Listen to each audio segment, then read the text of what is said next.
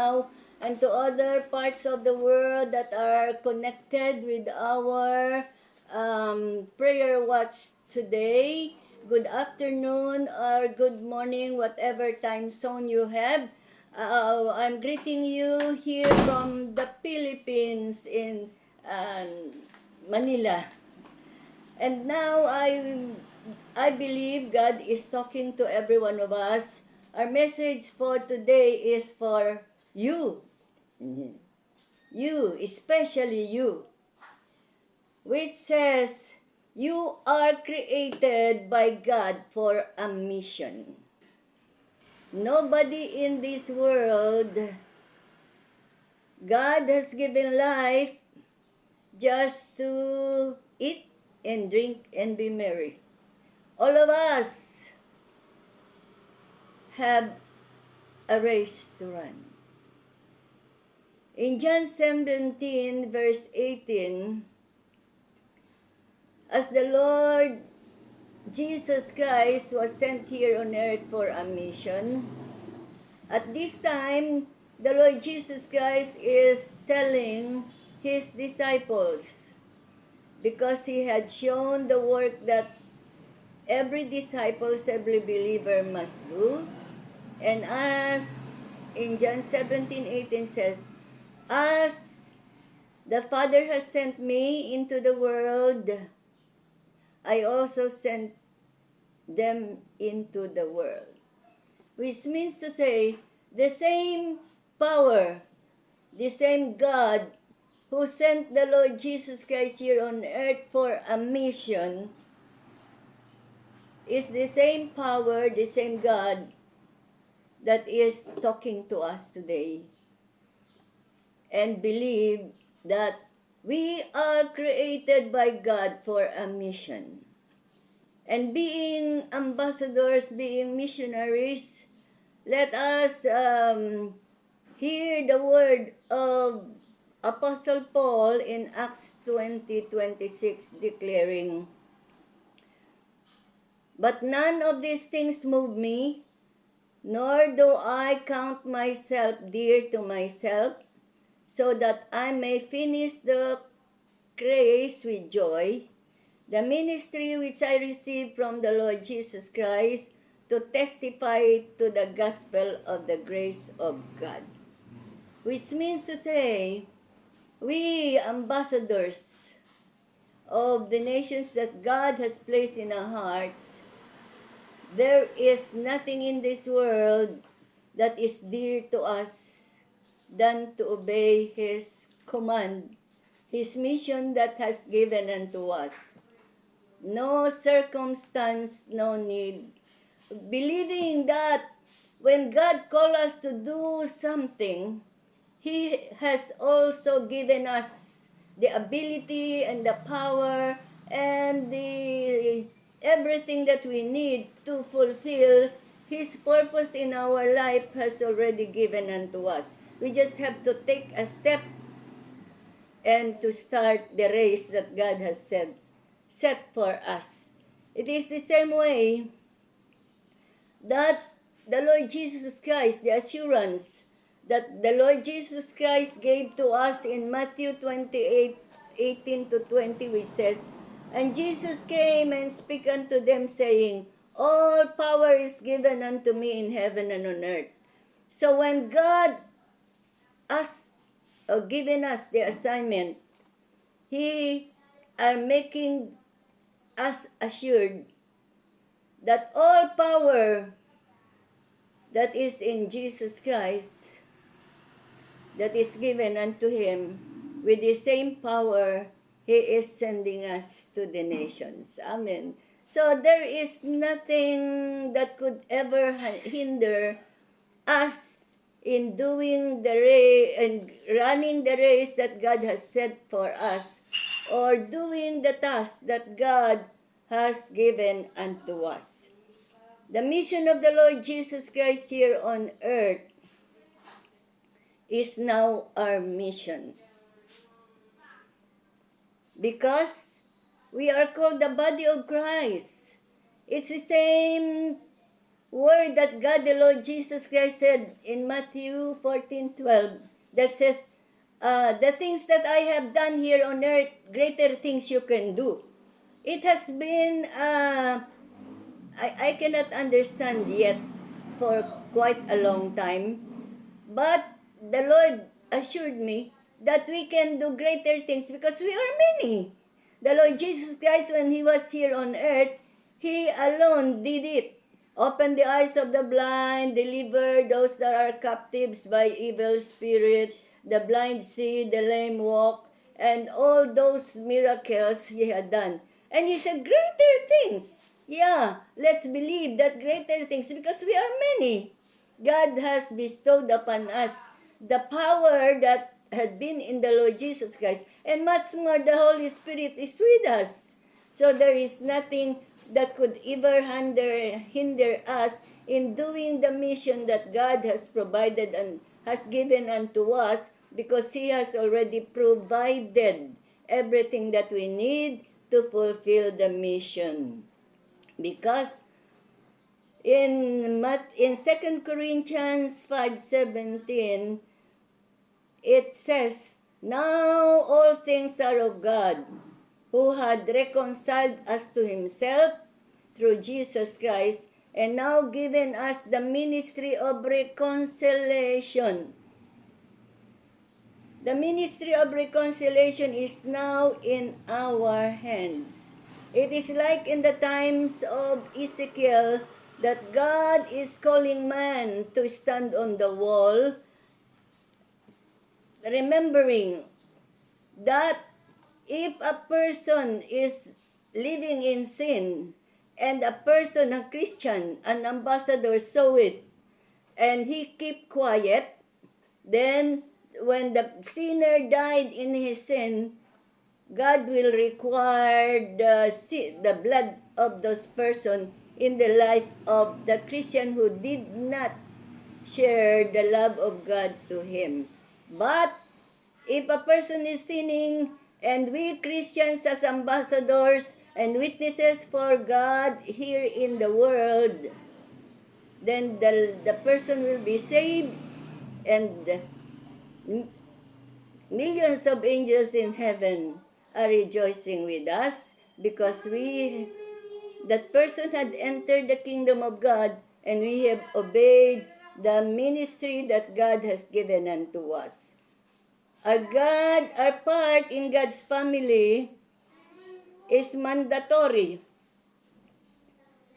We are the watchman on the wall. We have all of eternity to celebrate with persons whom we have shared the gospel of God, and they become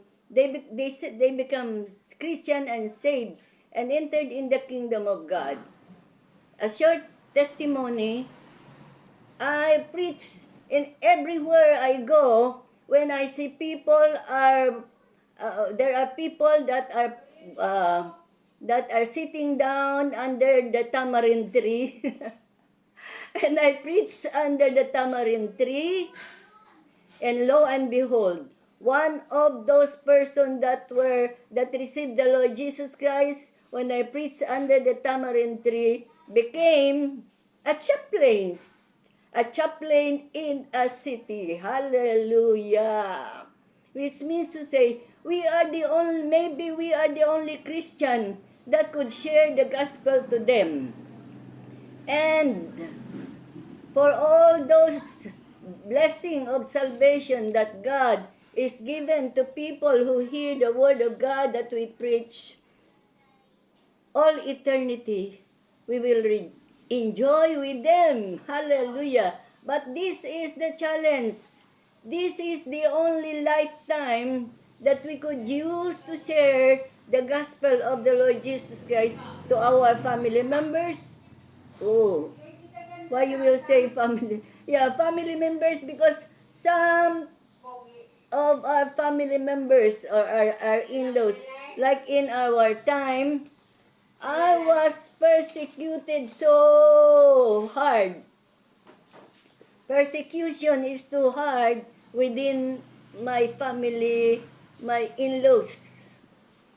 But God, thank you, Father, because the time that their hearts were open to God, God raised up pastors within my in-laws. Hallelujah. And they are more popular in places where they are than myself. So we will enjoy eternity with them in heaven and even here on earth. But rest assured and be warned that this is only the time.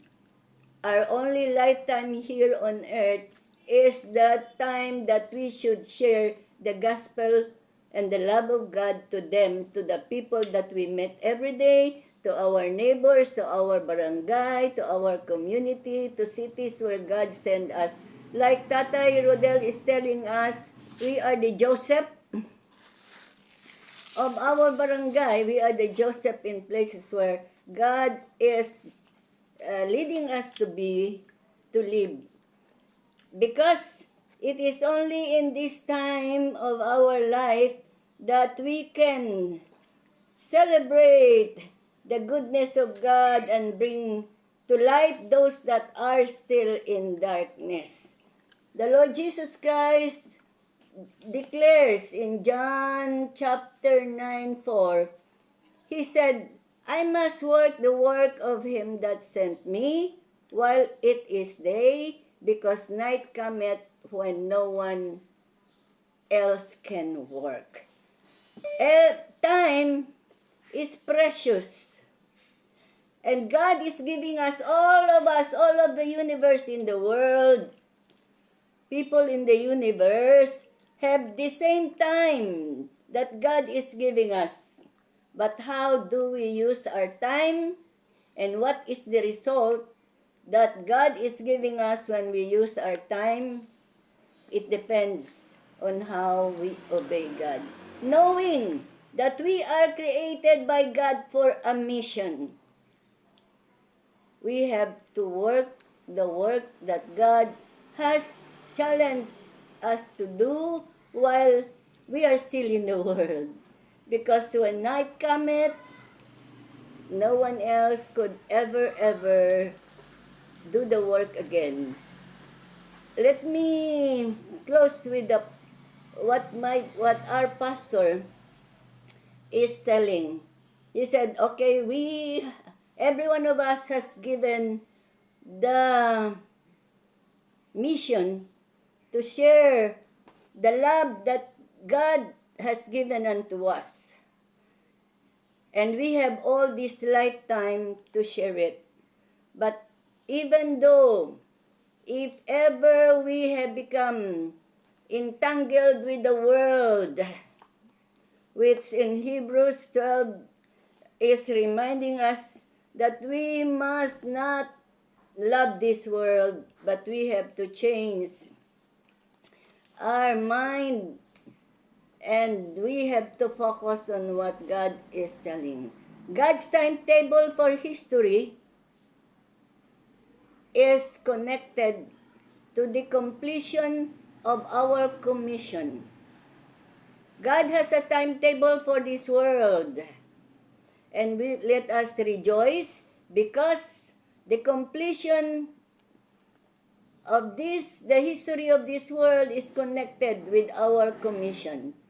In Matthew 24:14, it says, the gospel of the kingdom will be preached in all the world as a witness to the nations, then the end will come. How about our involvement?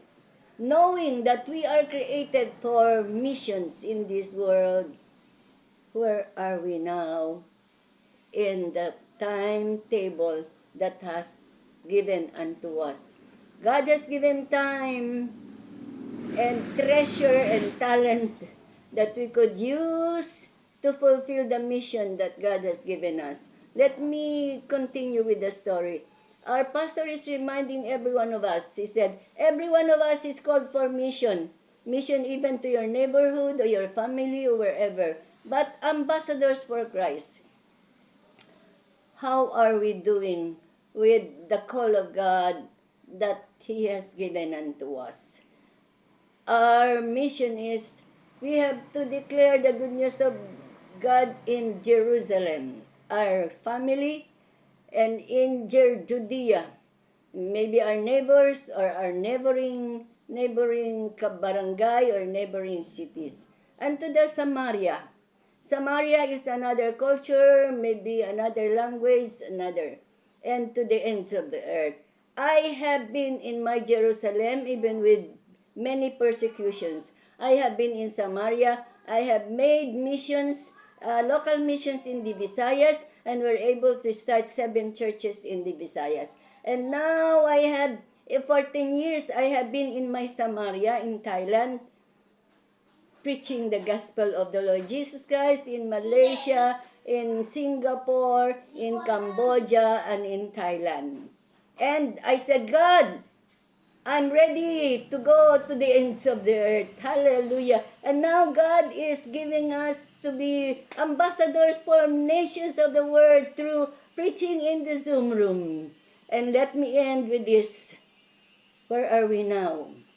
Knowing that we are created by God for missions. Let us pray. Father, we thank you that your eyes are always upon us, that you hear the prayers of your people, that your eyes are always upon us, that our horn will always be exalted with honor.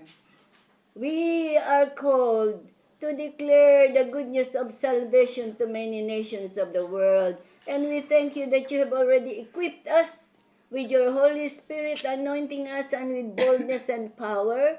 And God, you have already prepared our hearts. You have given everything for us to fulfill the mission that you have given us. Father, we thank you for open hearts that have received your message today and for the outcome of the word, which we believe that your word is alive and it is working miracles in our lives and through our lives. And Father, for the miracle that you have done in our lives and through our lives, hearing the truth that we are created for a mission. Let it be done, Lord, like in the times of Prophet Isaiah, when you call, whom shall I send? And we are here, Father, ambassadors of Shaking Cares Family International, declaring, here we are, Lord, send us. And Father, for the pledge that we have given to you for this day, that we are ready to go into the ends of the earth. Let it be for your glory and for your honor. We offer this prayer in Jesus' name with thanksgiving. Amen, amen, and amen.